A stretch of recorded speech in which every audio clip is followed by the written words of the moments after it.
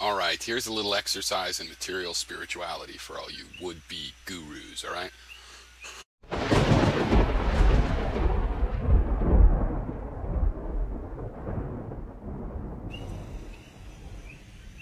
First of all, there are three famous so-called natural laws in the field of, so-called thermodynamics. All right, it is my contention that they are not laws, right? That's not the right word for them.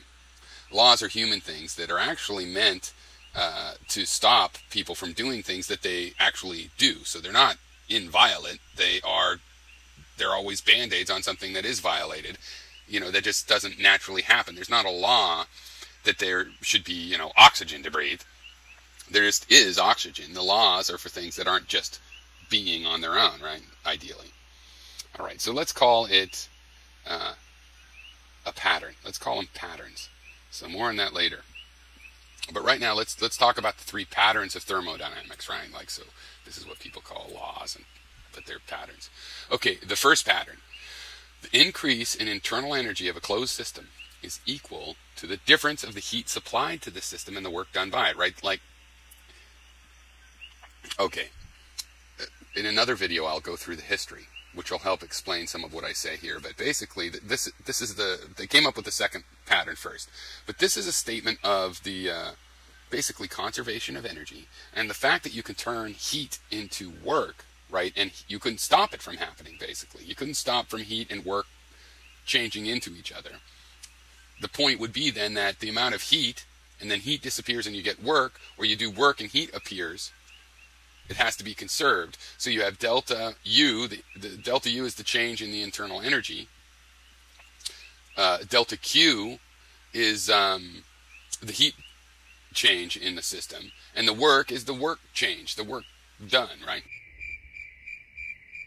Sometimes they write that as delta Q minus delta W, because they're thinking about the engines that are doing work. So they have a positive amount of energy done by the engine. But the point is, the engine loses a certain amount of energy and it goes into the work, so it's minus the amount of energy. I chose the version that Feynman chose. Now the second pattern, sometimes called law, of thermodynamics is that basically there's a lot of ways to state these things. And, the one I liked is heat cannot spontaneously flow from a colder place to a hotter place. It's like the osmosis of temperature. If you have a hot place, it's going to heat the cold places around it, not vice versa. And then when it reaches an even temperature, it's going to stay there. Right? That's the idea. That's sort of the ideal. Like in space, there's no friction. That's the ideal, and it actually does happen. It just gets more complicated because there's all these simple patterns overlapping, so weather is complicated. But in the basic, with the second law of thermodynamics, pattern, heat cannot spontaneously flow from a colder location to a hotter location. Right? You wouldn't expect that. And the reason the word spontaneously is in there is because you can't make that happen. In other words, we have the refrigerator. Right? I always, as a kid, was amazed by the refrigerator. One of the things of physics I loved about taking physics in college was learning how refrigerators work. Learning how refrigerators work with, but it's odd because it's an adiabatic process, I think. But it's always confusing because it could be a non-adiabatic. No, I think it's adiabatic. In my other video, I'll make that clear and I'll make sure that I check. Okay, the third pattern, the third law of thermodynamics is a little bit newer, and they had figured out this concept of entropy. And basically, this law is usually put in terms of entropy. My explanation of the law, my way of putting it clearly, would be that it's impossible to reach absolute zero in a finite number of steps. It takes an infinite number of steps. Each step takes a finite number of energy, so it also takes an infinite number of energy. And obviously, that's sort of a problem. Now, the thing is, these are not limitations to me. These are beautiful, beautiful patterns of nature, and they are a statement of two things, really. One is the conservation of energy, and then the other is a statement of how energy can transmute. Really, thermodynamics is about pressure and temperature and volume. And the thing is, if you can change the volume, then you can change that system. If you can change the temperature, you can change that system. Right? If you can change the pressure, you can change that system.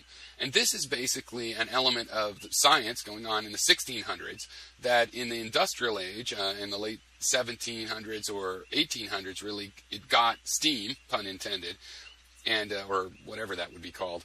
It got steam, and this basically, physics was a hobby. Natural philosophy was a hobby, and some people discovered how useful this one aspect of it was. Later on, they learned about electronics and things like that, and light bulbs and all this stuff.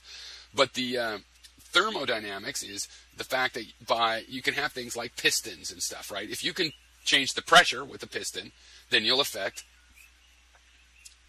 if you can change the volume, then you'll with a piston, then you will change the pressure and the temperature, and you can play great games which allow you to pump heat out of a space by making that space, viewing it as a closable space. It's not totally closed, obviously, and you're pumping heat out of it, but with the laws of thermodynamics, you can make a refrigerator. It's pretty amazing, right?